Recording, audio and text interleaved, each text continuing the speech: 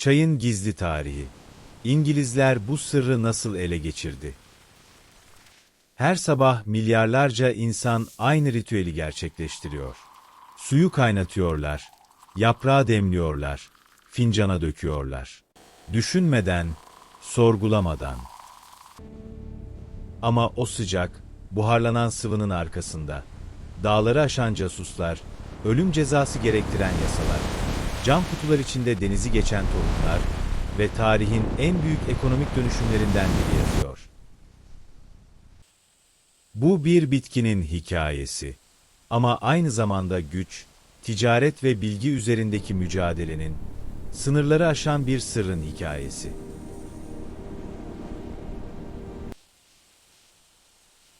Tanrıların içeceği, çayın doğuşu ve Çin'in büyük sırrı. Milattan önce 2737. Çin. Shenlong, çınarın gölgesinde dinleniyor. İçme suyu kaynarken rüzgar esiyor ve ağaçtan birkaç yaprak kopup kaynamakta olan suya düşüyor. Su sararmaya başlıyor. Davetkar bir koku yükseliyor ortalığa. İmparator kadehini doldurup dudaklarına götürdüğünde gözleri parlıyor. İnsanlık tarihinin en uzun aşkı başlıyor. Bu elbette bir efsane. Ama tarihçiler çayın Çin'de en az 4000 yıldır tüketildiği konusunda hemfikir. Başlangıçta bir şifa bitkisi olarak kullanılan çay, zamanla Çin kültürünün ayrılmaz bir parçası haline geliyor. Tang Hanedanı döneminde, yani 7. ile 10. yüzyıllar arasında, çay içmek tam anlamıyla bir sanata dönüşüyor. Sihea Wing, yani çayın kitabı yazılıyor. Saray törenlerinde çay seremonileri, neredeyse bir ibadet ritüeline dönüşüyor. Yeşil dağ yamaçlarında, sabah sisleri arasında toplanan yapraklar, imparatorluktan köylere uzanan geniş bir toplumun ortak ruhu oluyor.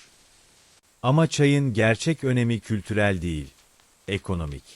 Çay bitkisi, binlerce yıl boyunca yalnızca Çin'de yetişiyor. Ve Çinliler bunu çok iyi biliyor. Onlar için çay bir güç kaynağı, ekonomik, siyasi ve kültürel bir silah. 17. yüzyılda Çin, dünya ticaretinde adeta çayın tek tanrılı dini haline geliyor. Batılı tüccarlar Çin limanlarına gelip eğilmek, beklemek, vergi ödemek zorunda.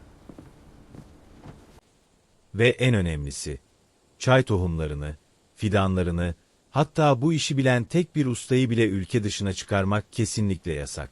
Ölüm cezası gerektiren bir suç bu. 1657. Londra, Garesvay kahvehanesi. Sahibi Thomas Garyay, penceresine küçük bir ilan yapıştırıyor. Tuhaf bir içecekten bahsediyor. Kuru yapraklardan hazırlanan, sarımtırak, hafif acı bir sıvı. Üstelik 18 hastalığa iyi geldiğini iddia ediyor. Müşteriler şüpheyle bakıyor. Ama bir fincan deniyor. Sonra bir tane daha. Ve İngiltere çaya aşık oluyor. Hem de köklü bir aşkla, vazgeçilmez bir ihtiyaçla. 18. yüzyılın ortasına gelindiğinde, ülkenin her katmanında çay içiliyor. Aristokrasinin selamlık odalarında, işçilerin fabrika molalarında, limandaki denizcilerin ahşap kamerasında. Yoksul bir aile belki et yiyemez. Ama sabah çayından vazgeçemez. Ve işte tam burada büyük problem kendini gösteriyor. Çay yalnızca Çin'den geliyor. Ve Çin, İngilizlerle ticarette giderek zorlaşan koşullarda yatıyor. Daha da ağırı. İngiltere çay karşılığında gümüş ödemek zorunda. Her yıl tonlarca gümüş Çin'e akıyor. İngiliz hazinesi yavaş yavaş eriyor. Doğu Hindistan şirketi çılgınca bir çözüm buluyor. Çin'e afyon satmak. Hindistan'da yetiştirilen afyon gizlice Çin'e taşınıyor. Bağımlılık artıyor. Gümüş akışı tersine dönüyor. Çin direniyor. Tarihin en karanlık savaşlarından birisi patlak veriyor. Afyon Savaşları. Ama tüm bu müzakere, savaş ve manipülasyon arasında İngiliz stratejistler bambaşka bir düşünceye kapılıyor. Ya çayı kendimiz yetiştirirsek? Britanya'nın elinde dev bir toprak var. Hindistan. Himalaya'nın eteklerinde, Bengal'in nemli yaylalarında, Assam'ın tropikal ormanlarında iklim belki de çay yetiştiriciliğine uygun olabilir. Ama problem şu, İngilizler çay hakkında neredeyse hiçbir şey bilmiyor.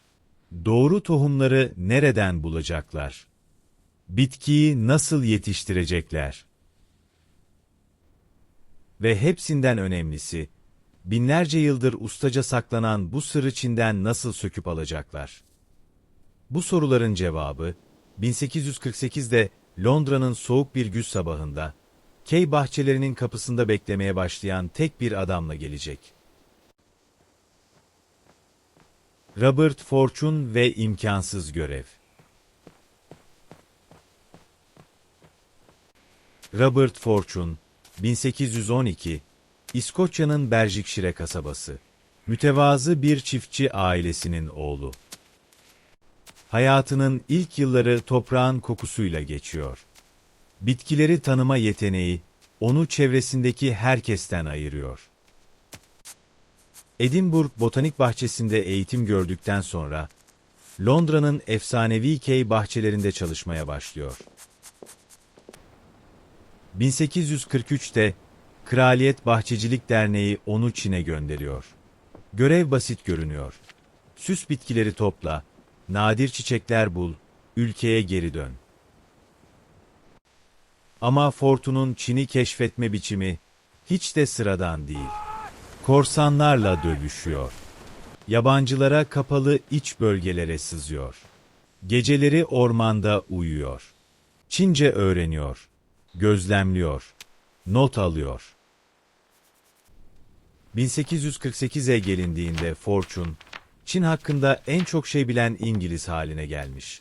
Ve Doğu Hindistan şirketi tam da böyle bir adam arıyor. 1848'in güz aylarında Fortune, Londra'da şirketin yöneticileriyle gizli bir toplantıya çağrılıyor. Teklif açık ve ölümcül tehlike içeriyor. Çin'e girecek, en kaliteli çay tohumlarını ve fidanlarını bulacak, bu işi bilen ustaları ikna edecek ve hepsini Hindistan'a getirecek. Yabancı olduğunu asla belli etmeyecek. Çin'in iç bölgelerine yabancıların girişi yasak. Yakalanırsa sonuçlar ağır olabilir. Fortune tereddüt etmiyor. Hazırlık titizlikle yapılıyor. Fortune uzun saçını geriye topluyor. Mançu usulü bir piktail takıyor. Üzerine geniş ipekli bir Çinli giysi giyiyor. Mandarin şapkasını başına oturtuyor. Sanki uzak bir vilayetten gelen, zengin bir Çinli yetkiliymiş gibi davranacak. Birkaç güvenilir Çinli hizmetkir buluyor. Bunlar hem dil hem kılık konusunda ona örtü sağlayacak. 1848'in sonbaharında Fortune, Şangay limanından hareket ediyor. Bu Çin'e üçüncü girişi. Ama ilk ikisinden temelden farklı. Artık bir botanikçi değil, bir devlet casusu. Seyahat zorlu. Çin'in iç bölgeleri, Anhu ve Zhejiang eyaletleri, bambaşka bir dünya. Yüzyıllardır dış etkiden korunmuş, kapılarını yabancılara sıkı sıkıya kapatmış köyler ve kasabalar. Fortune, Sarıçay bölgesi olarak bilinen ve en kaliteli çayın yetiştiği vadilere ulaşmak için günlerce yürüyor. Tekneyle nehirleri aşıyor, dağ geçitlerini tırmanıyor. Her adımda fark edilme riski var. Her köyde gözler üstünde. Ama Fortune müthiş bir gözlemci olduğunu kanıtlıyor. Sadece tohumları toplamakla kalmıyor. Çay işlemenin tüm aşamalarını gizlice belgeliyor. Ve o zamana kadar hiçbir Avrupalı'nın bilmediği büyük sırrı buluyor. Yeşil çay ile siyah çay, aynı bitkiden yapılıyor. Fark, yaprakların işlenme biçiminde. Siyah çayda fermantasyon adımı ekleniyor. Yeşil çayda bu adım atlanıyor. Bu keşif tek başına devrim niteliğinde. Avrupalılar yıllarca iki farklı bitkinin var olduğunu sanıyordu. Fortune, bu efsaneyi yerle bir ediyor. Gördüğü her şeyi ayrıntılı biçimde not defterine aktarıyor. Kavurma teknikleri, kurutma yöntemleri, fermantasyon adımları, tohumların hazırlanışı. Bu notlar ileride Hindistan'daki çay endüstrisinin temel taşları olacak. Ama asıl büyük sorun nakliyede. Çay tohumları inanılmaz derecede dayanıksız. Uzun deniz yolculuklarında çok hızlı ölüyorlar. 19. yüzyılın başındaki Çin bitkisi nakliyeleri hep bu yüzden başarısızlıkla sonuçlanmış. Fidan ve tohumlar gemiye yüklenmiş. Aylarca süren yolculukta tuzlu deniz havasına maruz kalmış ve limana ölü ulaşmış. İşte burada bir Victoria dönemi dehası devreye giriyor. Doktor Nathaniel Bagshaw Ward. Ward, 1829'da kazara önemli bir keşif yapıyor.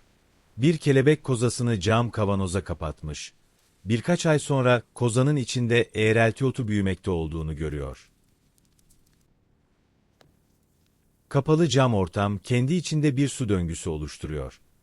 Gündüzleri yoğunlaşan su, geceleri damlayarak toprağa dönüyor.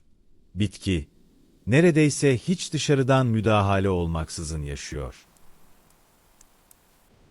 Ward bunu geliştiriyor ve taşınabilir cam kafes kasaları üretiyor. Adı Wardian kutusu. Bu kutular, bitkilerin uzun deniz yolculuklarında sağ kalmasını mümkün kılıyor. Fortune, 1851'deki büyük sevkiyatında Wardian kutularını ustalıkla kullanıyor. Geminin güverte alanını cam seralara dönüştürüyor. Sonuç inanılmaz. Himalaya eteklerine toplamda yaklaşık 13.000 canlı çay fidanı ve 17.000'den fazla çay tohumu ulaştırılıyor. Yanlarında 6 deneyimli Çinli çay ustası da var. Fermantasyondan kavurmaya, kurutmadan harmanlamaya kadar süreci bilen, yaşatan insanlar. Bu operasyon, modern endüstriyel casusluk tarihinin en başarılı eylemlerinden biri. Ve garip bir şekilde, bugün neredeyse hiç konuşulmuyor.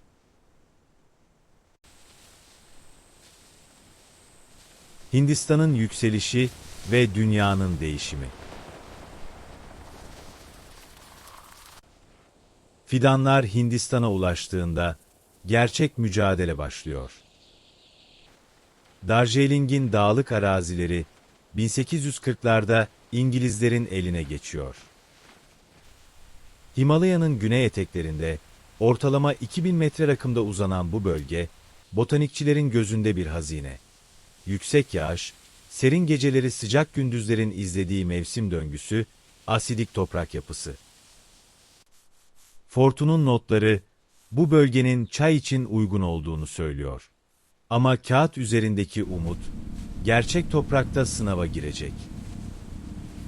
İlk yıllar zorlu geçiyor. Getirilen Çinli ustaların bir kısmı iklime uyum sağlayamıyor. Bazıları geri dönmek istiyor. Yerel işçilerle iletişim sorunu, dili bilmeyen yöneticilerin çaresizliği ve her şeyden öte. Yıllar içinde özenle biriktirilmiş Çin çay kültürünü, sıfırdan yabancı bir toprakta var etmeye çalışmanın ağır angaryası. Ama sabır meyvesini veriyor. 1850'lerin sonunda Darjeeling çayı Londra piyasasına çıkıyor. Uzmanlar bu çayın Çin çayından farklı ama onun kadar değerli olduğu konusunda hemfikir. Darjeeling'in yüksek rakım koşulları yaprağa özgün bir tat veriyor.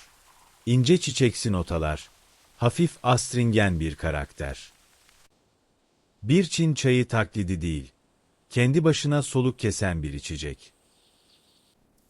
Bugün hala çayların şampanyası olarak anılan Darjeeling, o günden bu yana dünyanın en prestijli üretim bölgelerinden biri olmaya devam ediyor.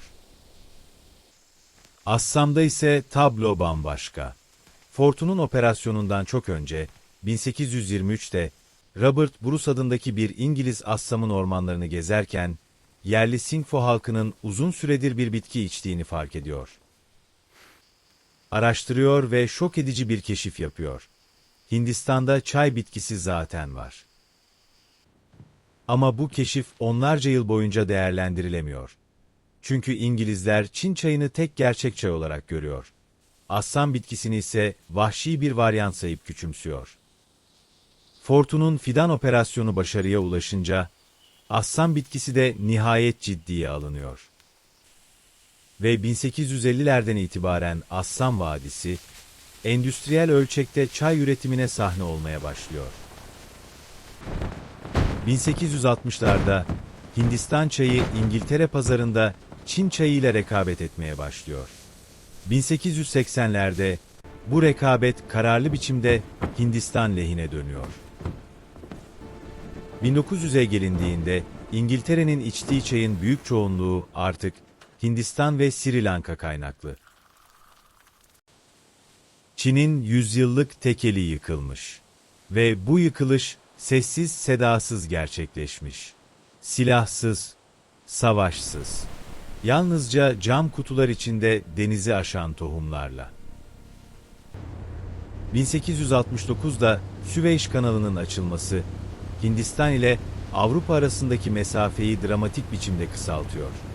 Artık Kalküta'dan Londra'ya çay haftalar içinde ulaşıyor. 1870'lerde geliştirilen fabrika tipi işleme makineleri hem hızı artırıyor hem maliyeti düşürüyor. Çay artık yalnızca zengin sofraların içeceği değil, dünyanın dört bir yanında sıradan insanların günlük ritüeli. Ama bu hikayenin bir de gölge tarafı var. Görmezden gelinemeyecek, susmak zorunda olunan bir taraf. Hindistan'daki çay bahçeleri, büyük bir insan bedeli üzerine inşa ediliyor. Assam'ın ormanlarını açmak, altyapı kurmak ve bahçeleri işletmek için ucuz iş gücüne ihtiyaç duyuluyor. Hindistan'ın farklı bölgelerinden getirilen işçiler, çoğu zaman aldatıcı sözleşmelerle bu bahçelere bağlanıyor. 1882 tarihli yasa işçilerin plantasyonları terk etmesini fiilen yasaklıyor. Çalışma koşulları ağır, ücretler düşük, salgın hastalıklar büyük tahribat yaratıyor. Hindistan çayının zarif fincanlarının arkasında bu insanların teri ve acısı bulunuyor. Bu Fortun'un hikayesinin parlak anlatısının altında yatan karanlık gerçek.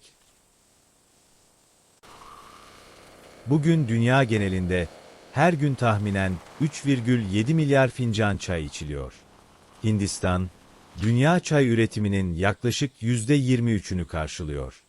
Darjeeling'in yaprakları hala dünyanın en pahalı çayları arasında. Sri Lanka'nın çay bahçeleri, Fortun'un operasyonundan ilham alınarak benzer bir süreçte kurulmuş ve bugün ihracatın bel kemiğini oluşturuyor. Ve Çin. Çin hala büyük bir çay üreticisi. Ama artık bir tekel değil. Robert Fortun'un cam kutularının taşıdığı tohumlar, o tekeli sonsuza dek parçalamış. Fortun'un eylemlerine, bugün biyolojik korsanlık diyoruz.